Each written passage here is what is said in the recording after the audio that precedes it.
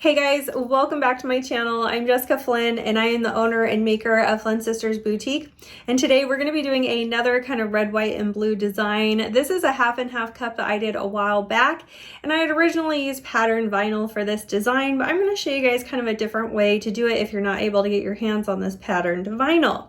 So of course, we're going to have all the products that you see in this video listed and linked down below in the description box. You might even find some discount codes for you there as well. So that's enough chit chat for me. Let's go ahead and get started.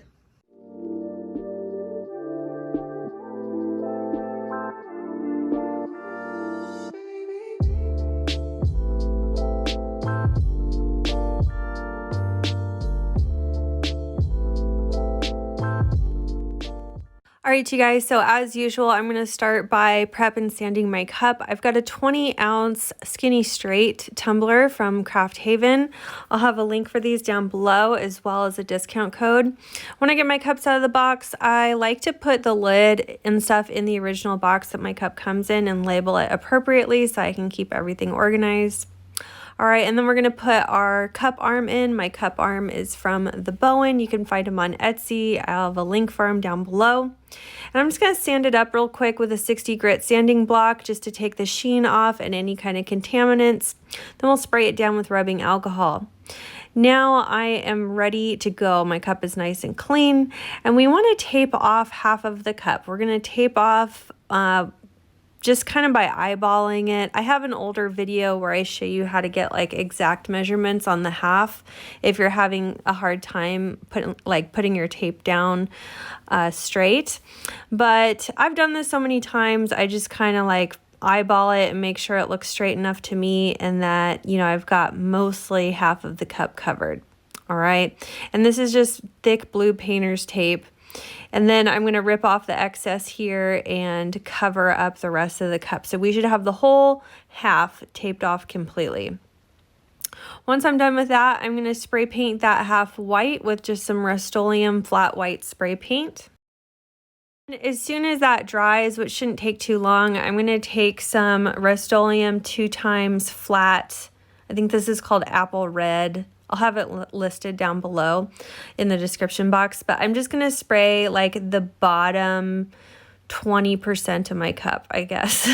So just spray that bottom part. Don't go up too far. This is just so we have a nice red base for the glitter that we're going to put in that section. All right, and as soon as that paint dries, which should be pretty quick, we just need it to be dry to the touch, I'm going to apply my epoxy to adhere our glitter. I've mixed 5 milliliters of epoxy, and I'm going to use less than 1 milliliter and spread that all over that one half of my cup, making sure I have nice, smooth, even coverage. Now, you really want to be conservative on your epoxy for this, like very, very little, because we're going to be doing a waterfall style ombre. And once we get our glitter on there, we want it to stay put. So the less epoxy that we have on there, the less likely our glitter is to shift around later as it's drying. So very conservative, just a tiny bit is all you need. Now we're ready to apply our glitter. Today I'm going to be using Mr. President from PT Olive Glitters. And we're just going to hold our cup up at a very steep angle and then lightly tap our glitter, aiming towards the bottom rim of our cup. So I'm going to tap and aim at the bottom corner of my cup at a very steep angle and just kind of let it roll, all right? Be very careful because we can always add more. We just can't really take away at this point. So just take your time with this, tap very gently, and aim towards the bottom corner of your cup. Don't worry about the very bottom of your cup because we're going to do something different with that. Once we get a nice fade going, we can get more coverage along the bottom there where we know we want to have full coverage. And then if you feel like you need to add more to your fade, you could certainly do that.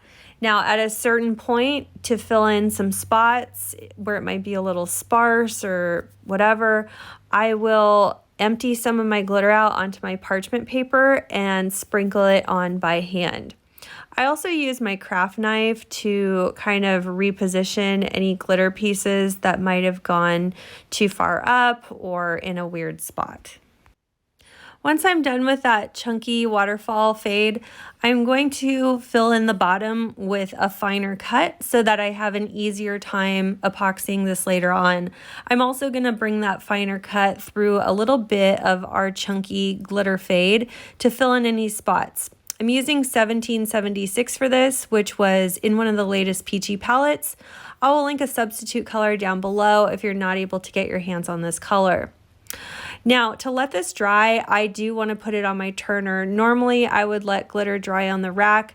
However, because we have this large space of unglittered tumbler, we want to keep this in motion while it dries because that glitter could migrate down the side of our cup if we don't keep it rolling while it's drying.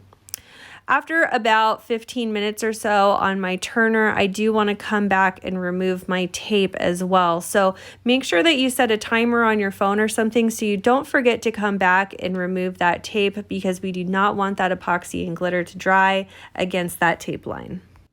All right, so I let that dry for about 4 hours before I moved on to this next step. I am using fast setting epoxy. However, since we're going to be taping off a very thin layer of epoxy on that side, I do want to give it a good amount of time to dry fully. I'm using some more painter's tape, and I want to take the sticky off of my tape. You can take the sticky off by running it against your clothes or your desk or whatever. We just want to kind of take off, you know, some of that aggressive stickiness when we tape off this side here. So following the natural line of what we've already got going on, we're just going to tape off that already painted and glittered side. And once we've got that all masked off, I'm going to spray paint the other side with navy blue spray paint. This is Rustoleum 2x matte. I think it's an ultra matte color actually, called True Navy. Now, since this painted side is going to be part of the actual design, you want to make sure you have good coverage on your paint and do a nice solid 2 coats, okay? Remember, short, quick bursts of spray. Don't do too much continual spray because that's how we get drips. And make sure that you shake your paint for at least 60 seconds before you start to spray paint.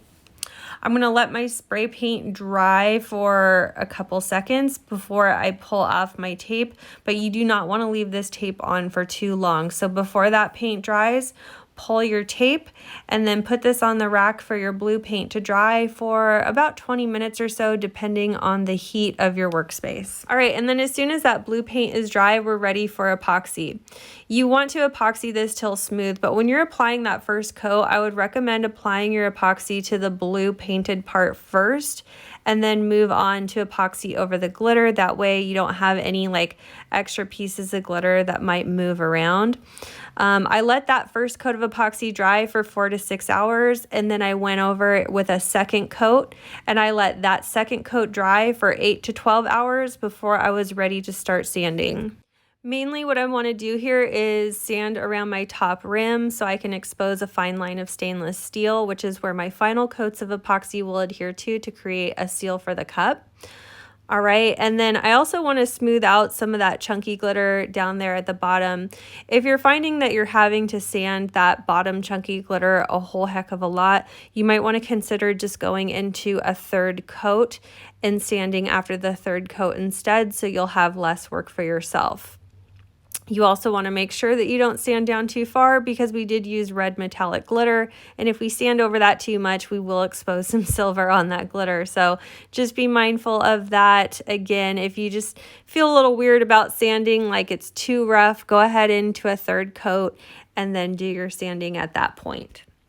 All right, and then once we're done sanding, we got everything nice and smooth, I'm going to take this in to rinse it up with some dish soap and water, and then dry it thoroughly with some paper towels, and then we're ready for our decals. Okay, now I want to show you guys how I created the stars pattern for the blue side. I started in Cricut Design Space using the shapes feature, and I select a square. Then I unlock the proportions by clicking on the little lock thing by the sizing boxes there, and I'm going to resize this to the same exact height and width as my blue section, which in this case was 8 inches tall by 4.75 inches wide. Yours will be different based on whatever size cup that you have and the measurements that you take. I'm going to make it white so I could see what I'm doing, And then I'm going to add in a star, and I'm going to resize the star to roughly the same size that I want all my stars to be. Then I duplicated that same star 5 times. You can use any star that you want. I just picked the one that comes with Cricut Design Space in the shapes feature. So we're going to make 5 stars, and we're going to kind of roughly line them up and size them to where they all fit in a line through our template.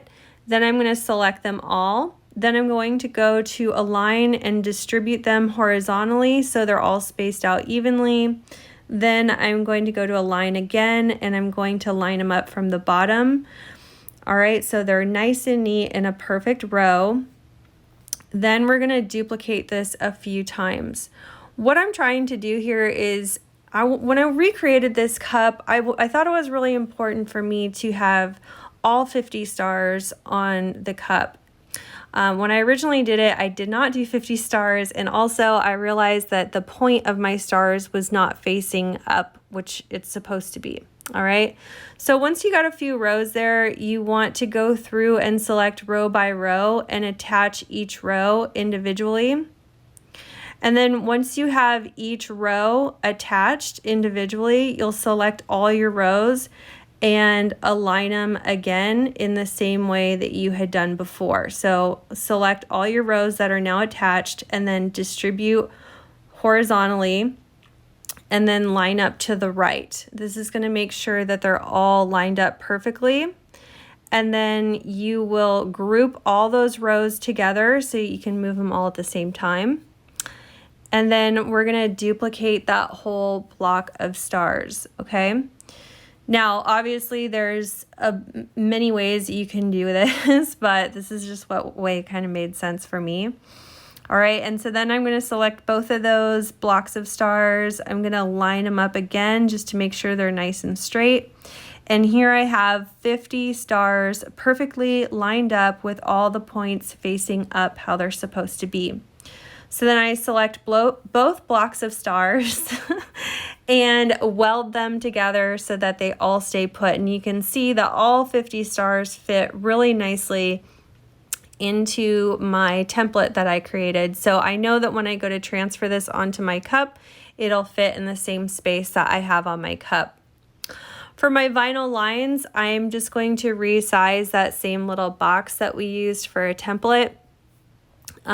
You don't have to use the same box. You can make a new box. But anyway, for my vinyl lines, I'm going to resize this shape here to 11.5 inches by 0.15 inches, okay? And that's going to be my white vinyl lines. I also want to have silver accent lines that I'm going to make 11.5 inches by 0.08 inches. Okay, so my silver vinyl lines will be about half the width of my white lines, just as like an accent. Okay, you don't have to do that, but that's just what I had in mind. So anyway, I got all my shapes on here. You want to have 2 lines of each color to make sure that you have enough to wrap all the way around the cup. And now I am ready to cut and weed my vinyl. All right, and I've got all my vinyl cut and weeded, so now I'm ready to transfer these images onto the cup. With the stars, you want to make sure that you trim them as close to the stars as possible. You can see I've got very little backing paper on those stars. It comes all the way up to the edge. And for my transfer tape, I've got about 1 inch of excess off the side, and I'm using that excess transfer tape as a way to anchor it down to my cup. While I transfer the first half, I'll trim the backing paper, then transfer the second half. This is called the hinge method. Makes things a lot easier, especially when we're transferring large images like this. All right, and I've also got my vinyl lines. Remember, these were the rectangles that we cut in Cricut Design Space. We did these at 11.5 inches long by 0.15 inches wide for the white stripes. And I'm gonna put my white against that navy section there. You could do it any which way you want. But again, we needed 2 of these to go all the way around our cup. When I get to the bottom, I'm just going to trim this with my craft knife at an angle.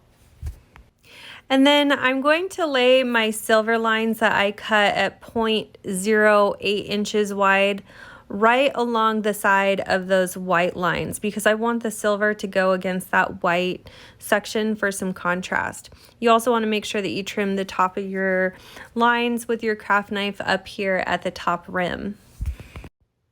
I repeated that same process on the other side and again trim the bottom at an angle where both points meet so it comes together really nicely. Also, again, make sure that you trim up that top rim with the excess vinyl. And I like to trim it a little bit down from the very top just so it's easier to seal it when I put my epoxy over it later. All right, and now I want to apply one of my BAMF Custom Creations tumbler decals. These are clear decals. They are not water slide. They're not printed vinyl. These are clear stickers that were printed with a white opaque ink. So you can put them on anything. They're super easy to apply. They're just like clear water slide, but they're adhesive and you don't have to seal them. Super quick to put on. Now, keep in mind you do have to put these on a glossy surface because you will see any kind of sanded dullness in your epoxy through the stickers. So just keep that in mind.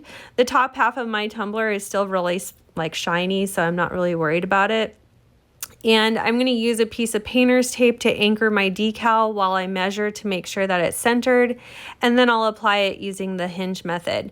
I've got a whole video on these tumbler decals if you want to watch it. If you're curious about these, I've got a link down below on where you can get them, as well as a discount code.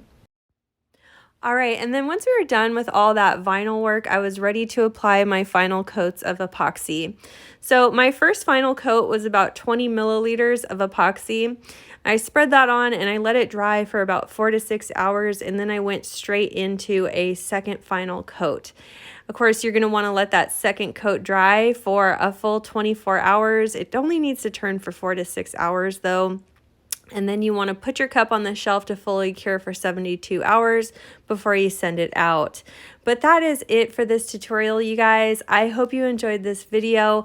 Let me know what you thought in the comments. And if you liked it, please be sure to give us a big thumbs up. And if you haven't already, please subscribe to my channel. I upload every Wednesday and Saturday.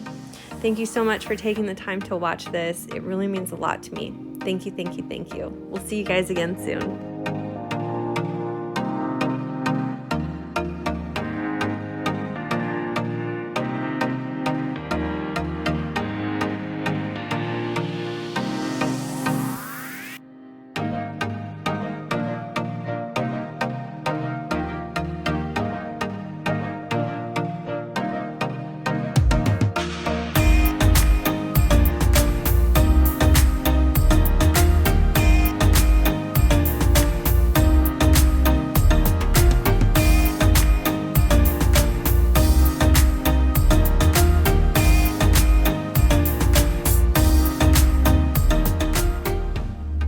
And a big thank you to all of our Flynn Sisters exclusive members. Thank you for your pledge. Your support means the world to our channel. If you love this video, you could check out our last video here. Also be sure to find us on Instagram, Facebook, Pinterest, and of course subscribe for all our new videos that come out every Wednesday and Saturday. Thanks so much for watching. See you soon.